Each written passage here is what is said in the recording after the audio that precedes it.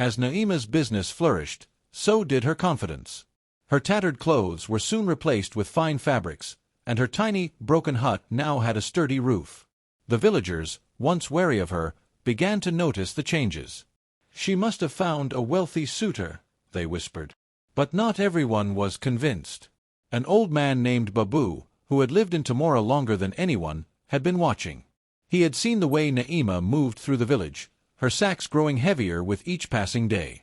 He had seen her by the river at odd hours, exchanging whispers with Zahara. Late one night, as Naima burned another pile of clothes near the river, Babu crept closer, staying hidden behind the trees. The flames cast flickering shadows across Naima's face, and in the glow, Babu noticed something chilling. Her expression was not one of relief, but of fear. As if she knew she was being watched. Babu decided to follow her the next morning. Staying at a distance, he watched as she made her rounds, collecting old garments. But when she reached Zahara, something was different. Two men stood beside her, dressed in long, dark robes. Their faces were hidden under hoods, their hands clasped in front of them like statues. Naima handed over the sack, but this time, instead of money, Zahara pulled out something else, a small glass vial filled with a dark, swirling liquid. "Drink this," Zahara instructed. Naima hesitated.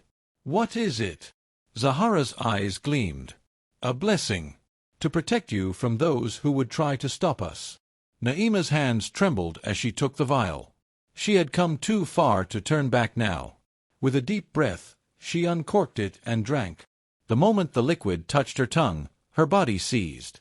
A sharp pain tore through her stomach, and her vision blurred. She gasped, stumbling backward as an unnatural cold spread through her veins.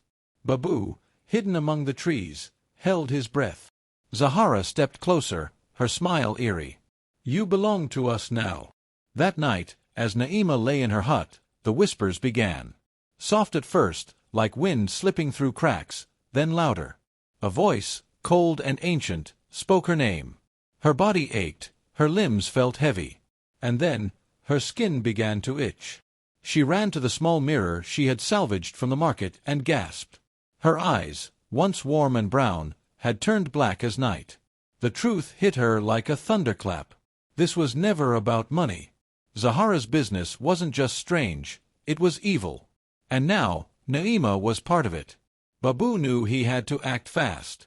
With his heart pounding, he made his way to the village elder's hut.